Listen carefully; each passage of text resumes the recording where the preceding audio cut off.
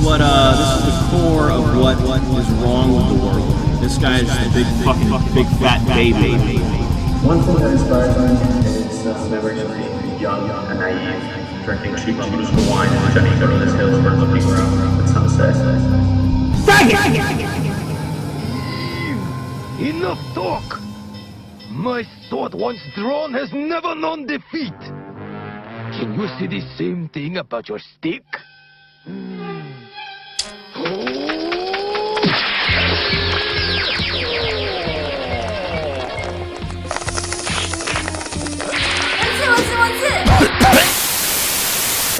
What the fuck? I was working on something important.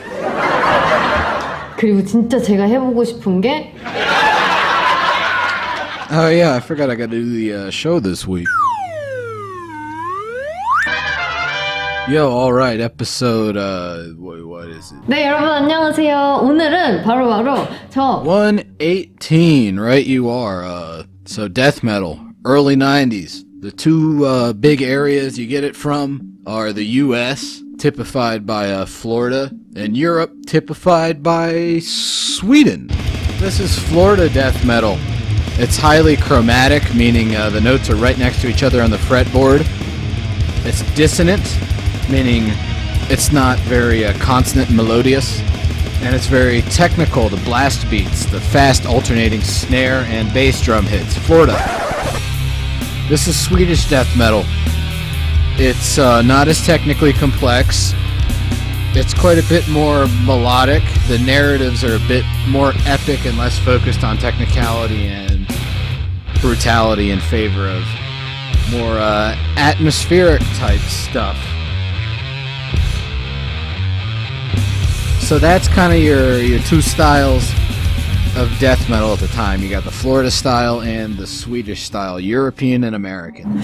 근데 솔직히 어느 정도 맞는 것 같긴 해요. Yeah, I know, it's a little bit more complicated than that. There's also the New York death metal stuff, which is similar to the Floridian shit. You know, Morbid Angel kind of sounds like Suffocation because Suffocation's influenced by Morbid Angel, but you can tell it's a slightly different regional style. Similarly, the Dutch death metal doesn't quite sound like the Swedish stuff. There's like all that British death metal that was heavily influenced by the grindcore scene from there. But basically, I feel like Florida versus Sweden is an acceptable dichotomy to describe early 90s death metal.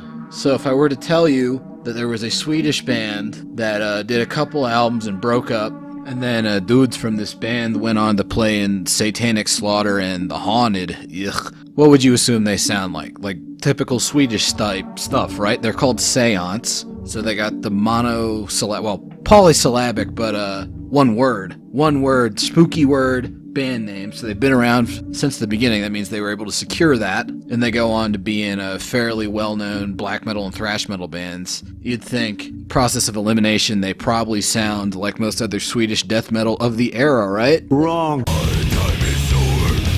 No, it sounds pretty damn Floridian, actually. This is their first album, For Never Laid to Rest. Nice spooky album title there. And it has all of the tremolo picking and dissonance and Slayer-inspired feel of a Floridian death metal album. You could probably trick somebody into thinking that this actually came out of Florida fairly easily. Although, that's not to say they're ripping those bands off. They existed concurrently with them, and I think they just pulled from a similar inspiration pool. So less punk, less kind of black metal-y Bathory stuff. More brutal 80s thrash metal like Slayer and Violence and whatnot, leading to technical, complex riffs, unusual for the region.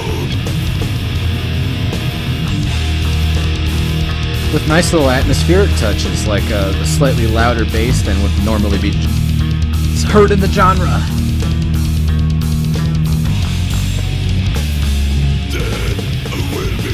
I can hear bits of Morbid Angel and such, but overall they have a very original sound. And I'm quite a big fan of this particular album. Even if the cover looks a bit like the first Mortification album cover. Oh well. It's cooler than that one anyways. Plus they're not, well, I mean, everybody knows what the deal with mortification is, you know what I'm saying? Are all Christians to be thrown into the pit? But if you like, monstrosity, brutality, deicide, any of those kind of bands, you will dig the fuck out of this. Later on in this song, the first song on the album, we get some cool little breaks.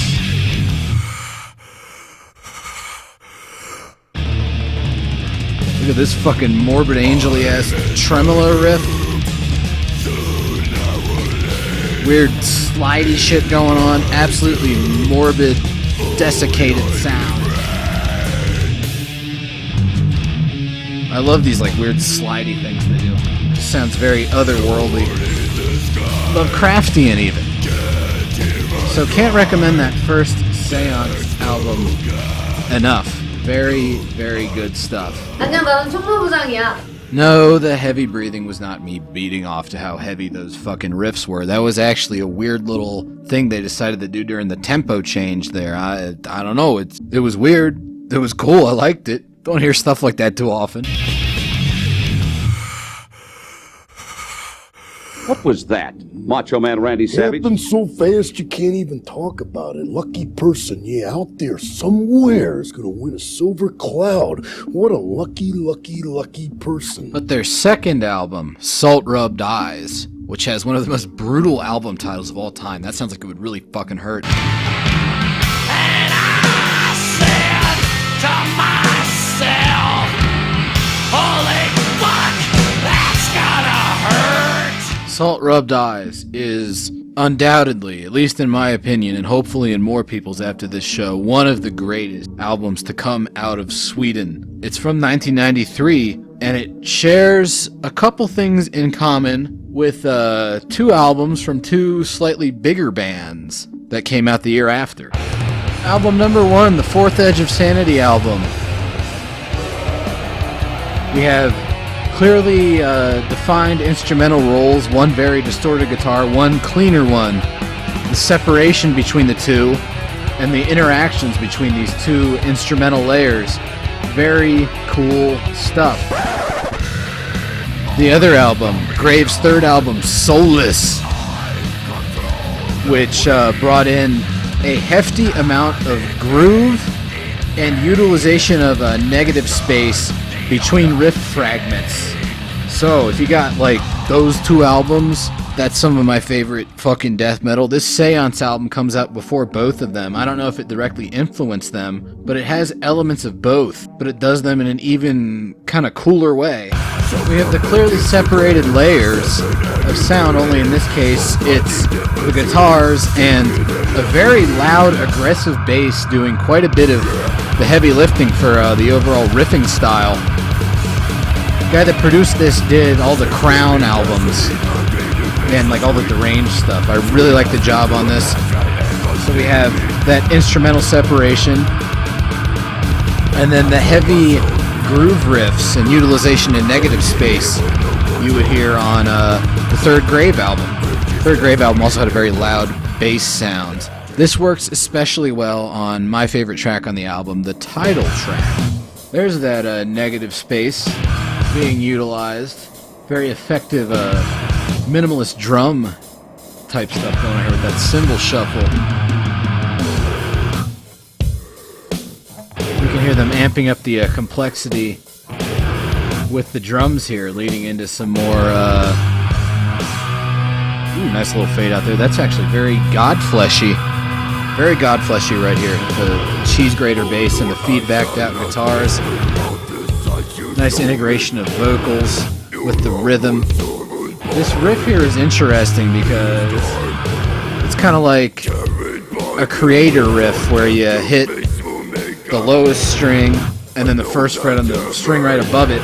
They've just completely simplified it down to its elemental essence, which makes sense because Seance was born out of the union of two bands, Orchris, named after a sword from The Hobbit, and Total Death, the name of a creator song.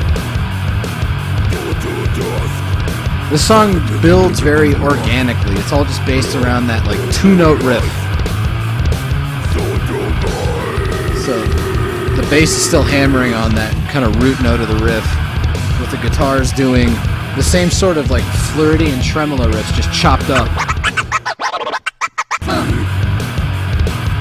Very nice groove type stuff here. This one's a little bit more punky than the first one at times, but in an interesting way. Not too much sounds like this even nowadays. Usually you don't see this kind of complex songwriting from such a groove-heavy band, because these riffs seem simple, and then they do weird Morbid Angel-y shit like that. Just a really interesting way of writing songs, where you have these very simple groove riffs that are linked together with these more technical kind of tremolo sections. Overall, a very unique way of doing this sort of death metal that I haven't heard too many other places. So highly recommended. They get so many variations out of these like super simple riffs that leads to a very complex and tightly structured song. You can see here they've taken that riff from the beginning, they've just moved it up a little bit, and it completely changes in character. Less brutal and more tense than these weird effects-laden vocals moving back and forth between both stereo channels. Really dig this album, but it's not all just caveman grooves. There's also quite a bit of thrash metal in this that wasn't necessarily present on that first album, but not the normal kind of thrash metal, not just any kind of, you know, like Bay Area chugga chugga chugga riffs, whatever. You get this kind of stuff. This is Destruction from the 80s. You can hear it was chaotic, and it uses a lot of those like quick hammer-on pull-offs on notes right next to each other, taking the Tony Iommi idea and speeding it up and making it more black metal-y. There's also bits of this, the super chaotic proto-death metal stylings of Slayer, specifically on the Rain and Blood album. So what happens when you take those two ideas and mold them through the Seance lens? So here's the Destruction style riffs over a bed of that cheese grater bass that is one of the hallmarks of the album. So they're less sloppy, more technical. And then here's those Slayer style riffs viewed through the lens of the Gentleman in Seance. And so bits like that really help make this a very dynamic and interesting album. Unfortunately, after that, they broke up. Guys went on to join Diabolique, Satanic Slaughter, Witchery, tons of different bands. But in the early 2000s, they decided to reunite. They did an album. I remember being really excited for it to come out because Salt Rubbed Eyes was brought to my attention at a very early age in my metal youth by Lord Kenta Phillipson of Global Domination, The Project Hate, Torture Division, God Among Insects. Highly influenced by that album. Gave it a really nice review on his website, and I was like, holy shit, this album's fucking dang. Oh man, these guys are back. I wonder what this sounds like. And, you know, I finally get around to hearing it. It sucks. How much does it suck? It fucking sucks! Say it like it is! It's a shitload of fuck! Or so I thought at the time. I was rather disappointed in it, mostly because that really nasty, gnarly, awesome fucking bass sound was gone. What were they thinking? But in my older, wiser years, I've actually warmed up to the Seance Reunion album quite a bit. Aptly titled Awakening of the Gods, so they're going way back to their thrash roots, naming it after another Creator song. And you can hear a lot of that Creator Germanic thrash influence and how these riffs are constructed. Shit, this sounds like a Slayer song right here, and it's quite good. The bass sound is, you know, it's pretty brutal, but it's nothing like that second album, which I feel like was the apex of their creativity. But it's still pretty good. I dig it. It's probably my least favorite out of their 3 albums, but it's still a high-quality death metal album. Those first 2 albums, though, especially the second one, oh man, that is some of my favorite death metal. And I think if you give them a chance, Seance will become one of your favorites, too. Bye-bye! You're gonna carry that weight, space cowboy. Fuck the police! Oh my god. Fuck the police. Fuck the police. Get smoking in here!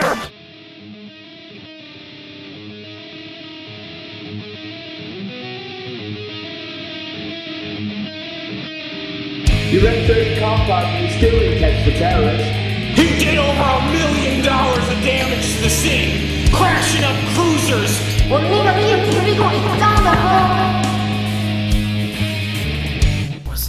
Oh fuck that bitch!